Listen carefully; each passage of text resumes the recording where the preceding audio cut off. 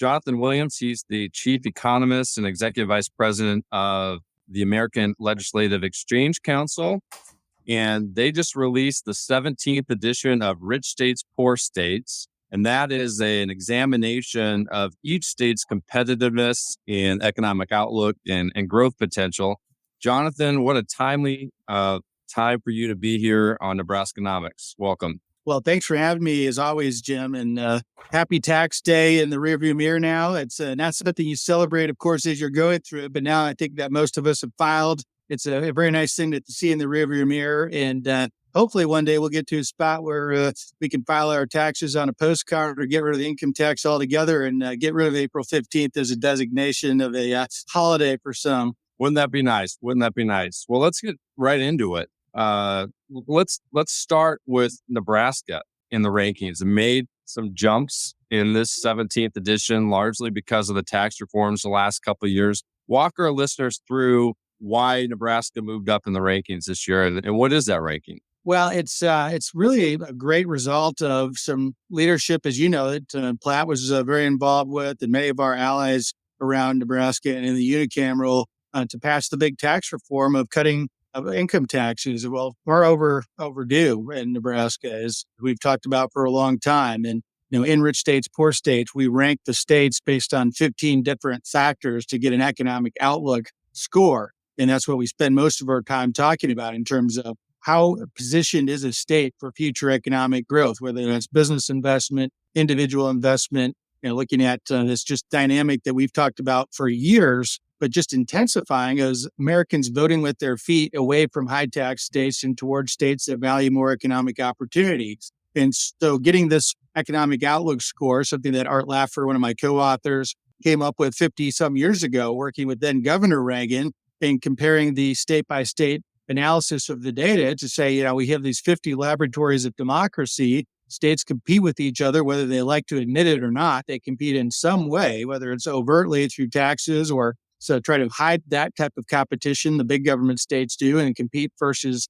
special preferences, let's say, in the tax code or spending policy. But what we end up with in this ranking is essentially how well a state is positioned based on free market policy criteria in the area, of course, in taxes, in regulation, and labor policy, the three big areas. And Nebraska had, as you noted, a very good improvement, most of that tax related due to the tax rates going down and becoming more competitive. So Nebraska improved to number 32 from number 36 this year. So it was one of the bigger winners in the rankings in this 17th edition. I should note that this takes into consideration everything from the 2023 legislative session and previously. It does not take into consideration anything that the senators and the governor are talking about for this 2024 legislative session. But I think it's something that needs to be celebrated. It's an important step in the right direction for Nebraska.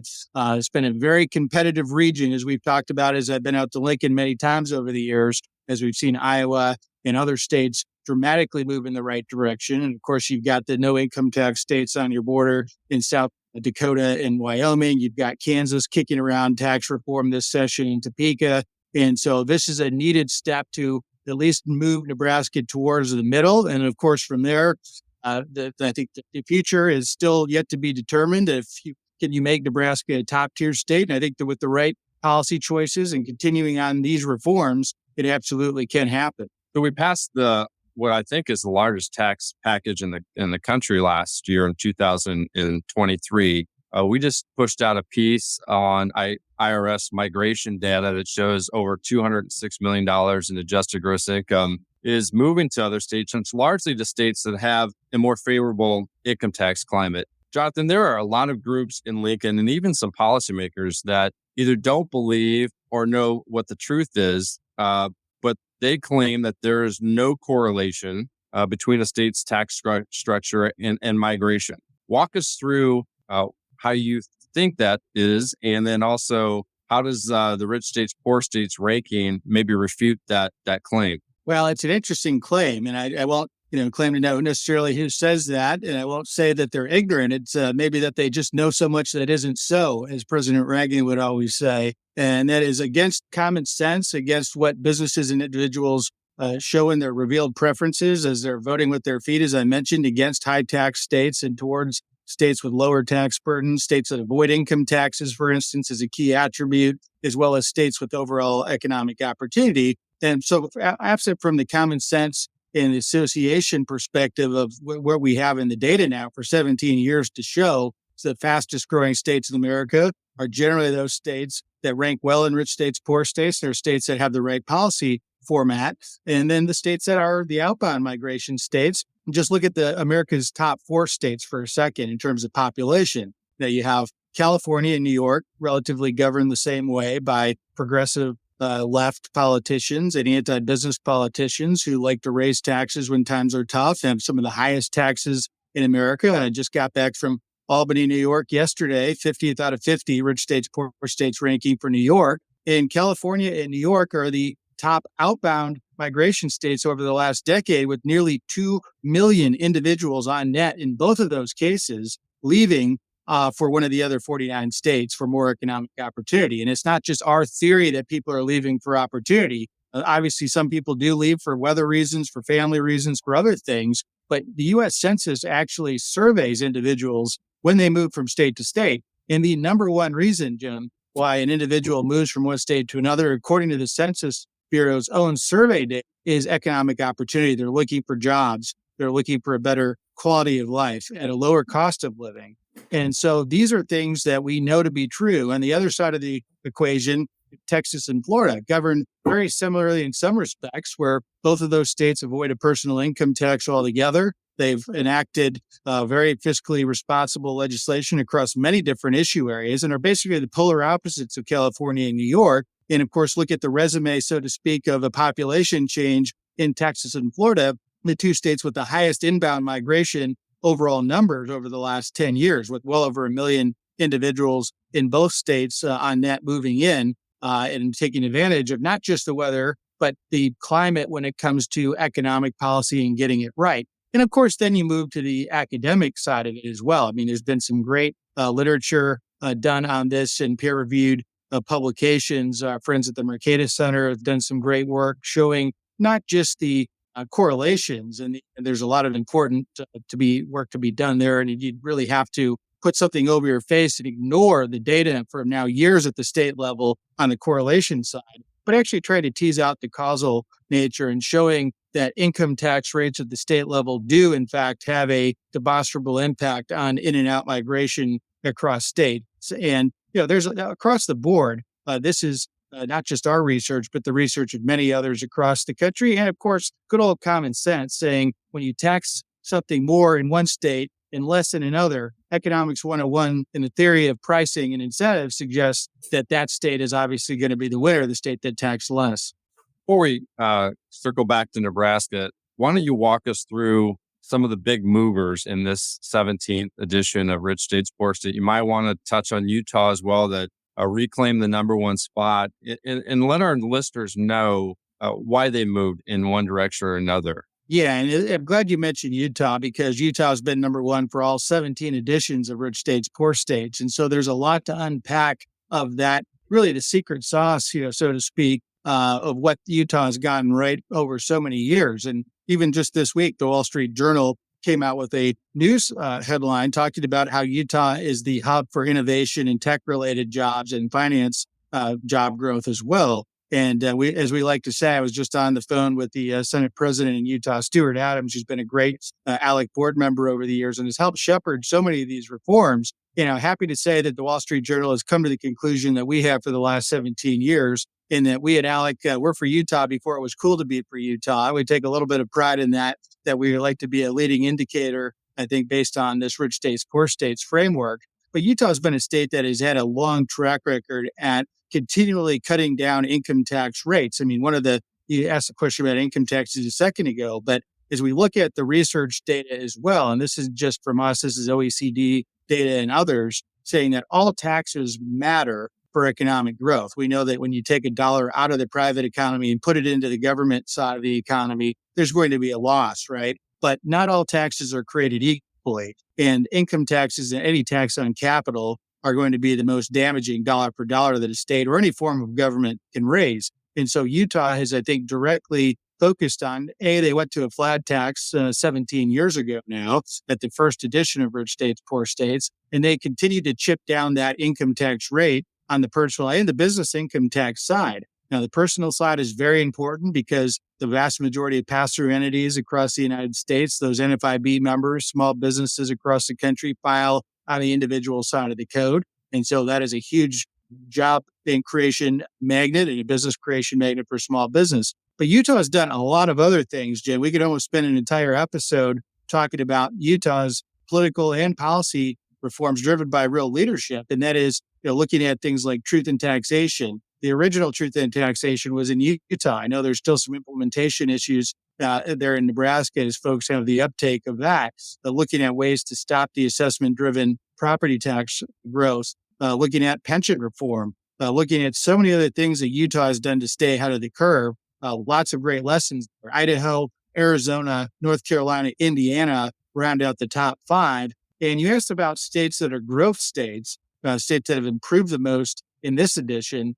In those top 5 states, for instance, not necessarily the massive growth that took place recently, but in North Carolina and Indiana, both number 4 and number 5, they were roughly in the same neighborhood of rankings as Nebraska finds yourself in right now. And that was 10, 15 years ago. But with the right leadership and continuing to work on free market policy reforms over time, they've improved from middle of the pack now to perennially the top 10 and this year the top 5. The big winners for 2024 here with the 17th edition include not only, as we talked about Nebraska, I would consider Nebraska one of the big winners because of the income tax cuts.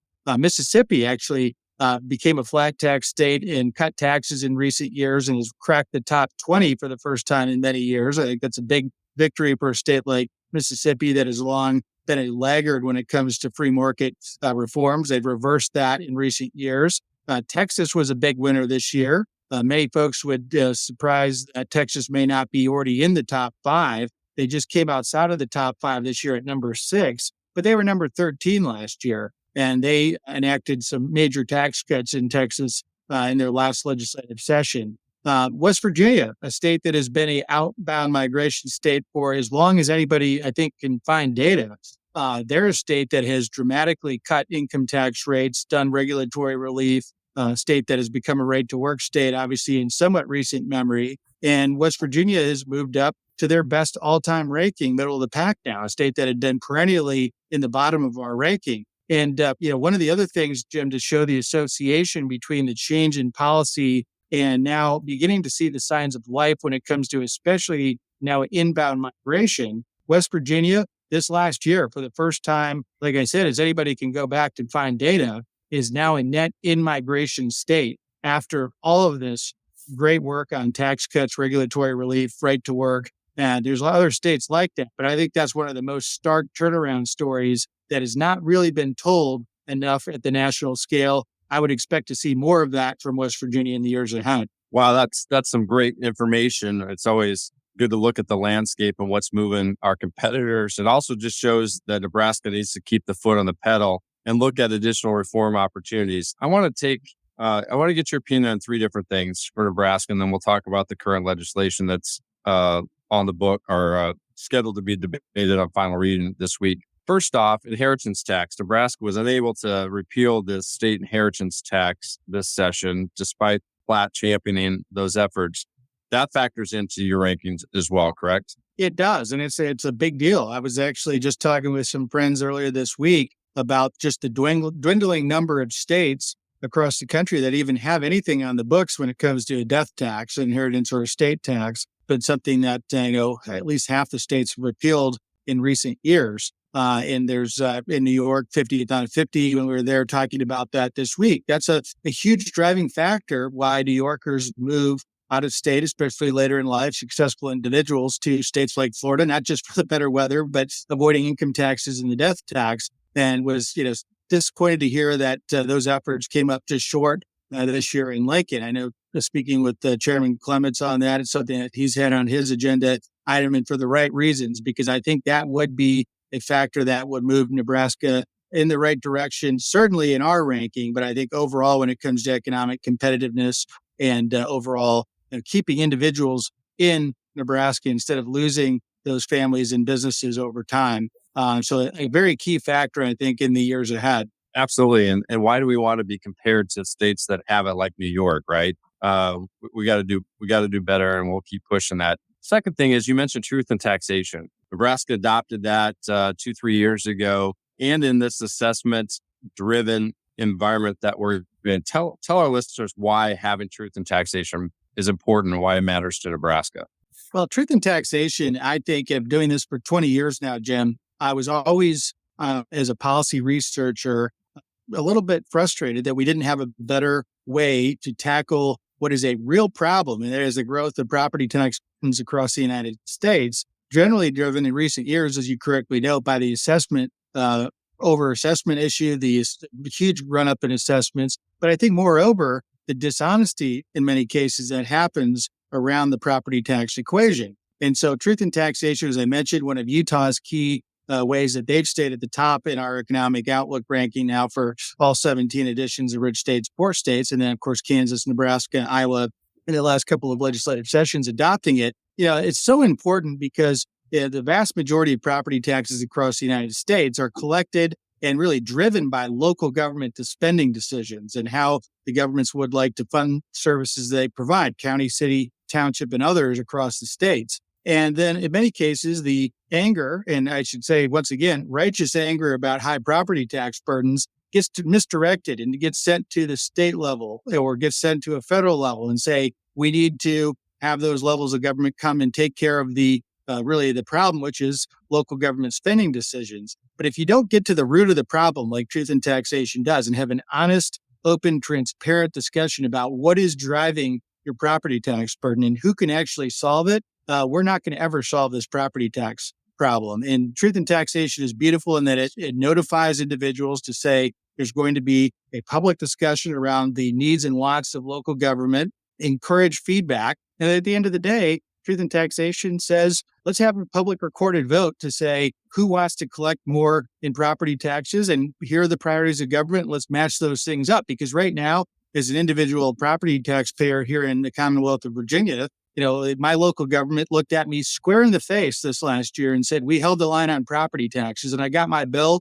and it was almost $1,000 more than it was the year before. You have to ask yourself, how is that holding the line on property taxes? It's not. This is a disingenuous trick that's used in many cases to confuse property tax payers and then blame state elected officials. So to get to the bottom of it, I think truth in taxation is about the only way to do so. And I think it's a beautiful solution to a problem that is far gone, across the states for far too long without any kind of serious policy discussion. Yeah, I agree. It's my biggest frustration, especially as a former local official, but just listening to elected officials right now play the shell game and the rhetoric that they're not raising taxes and blaming on the assessor when, in fact, they're collecting millions and millions of more property tax collections because they're spending the valuation windfalls. All right. Speaking of property taxes, Nebraska, LB 388 in final reading later this week, an attempt by policymakers and the governor by the state to provide property tax reform. And you touched on this, and you know this with your background, that it's so tough when the state tries to get involved with property tax reform, which at the end of the day is a direct function of local spending decisions. Good news, the removal of a sales tax rate increase, and there's no current discussion on changing any of the income tax reforms from previous years to fund property tax reform. That's good news. You want to maybe comment on what that might have done to Nebraska and the rankings that you just talked about in Rich States, Poor States? Well, it would have been catastrophic to the improvement that just happened to reverse course in middle of the road and say, we're going to promise and enact a tax rate reduction plan, phased it over time, and then backtrack on it. I think, voters would see that as a bait and switch, and taxpayers, rightly so, would be concerned, and it would move Nebraska backwards in Rich State, Poor States, for instance, by then legislating a tax increase by pausing it effectively, and then not to see the rate reduction happen as phased in. And one of the, I think, key takeaways, especially in the last 3 years, but overall in the last 17, has been, so many states are moving in the right direction, realize there's this competition for businesses and individuals. They're cutting taxes, especially income taxes, that you can fall behind by standing still. And that is a real threat for Nebraska today and moving forward unless you continue down the right path of income tax rate reductions in the years ahead. 26 states have cut taxes in the last 3 state legislative sessions, 12 in the last session alone, and mostly on income taxes. And so, as I mentioned a minute ago, the region is a very competitive region. I think that would be a horrible move for Nebraska to backtrack on the promises. And so that's a very good move that legislators, I think, came to their senses and cooler heads prevailed, that they wouldn't take the rug out from under taxpayers with that previously promised income tax rate reduction.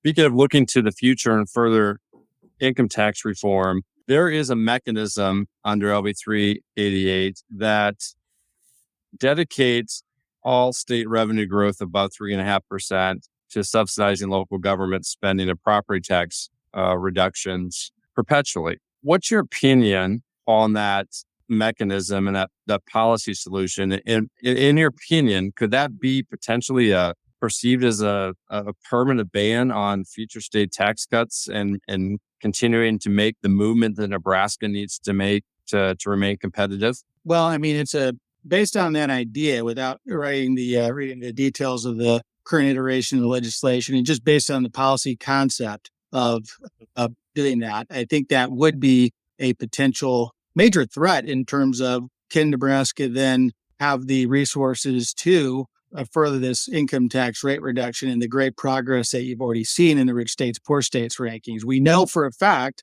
that under current law, Iowa's income tax rate is going to go sub 4% on the personal side and the corporate side following as well. And then you have Governor Reynolds and key legislators there looking to go further and accelerate those rate reductions and maybe even go to zero under the governor's plan in Iowa on the income tax. And so I think, taking potential future income tax additional rate reductions off the table because of this diversion to property tax relief could put Nebraska far behind in this race for who's going to be the most competitive states in the Midwest or across the nation going forward. And I do think, while it will, benefit some by reducing property tax burdens on the face of it, it doesn't solve that inherent cause of the property tax burden issue, which is, I think it will then incentivize, in many cases, local governments to potentially spend more overall when it comes to local government services. And so I think, on an IDEA's perspective, this is kind of out there. Other states have not gone down this route. And I think one of the big reasons why is they know they need to be flexible and focus on income tax rate reductions going forward. They know where that's the huge part of where the benefit is for cutting taxes. And I think in a way it would have Nebraska unilaterally disarm in this race for individuals and businesses in the years ahead. I think it would be worthwhile to have you back on another episode of Nebraskanomics and talk about sensible property tax reform options that could be on the table for Nebraska's future. We may be heading into a special session, but regardless, the issue of property taxes and high property taxes in Nebraska with the 7th highest rates in the country isn't going away. So we would certainly value your perspective moving forward. Jonathan, you've been a wealth of information. And as I said at the outset of this program, it's very timely that you're here because the legislature is finalizing their debate on LB 388. In addition, we're seeing this data on migration. We're seeing the rankings from rich states, poor states, and your perspective on how a state's tax structure directly affects its competitiveness and migration has been critical for the discussion. So certainly appreciate that. We'd love to have you back. Well, count on that anytime, Jim. It's always great to join you. Keep up the great work at Platte, and we look forward to working with you in the months and years ahead.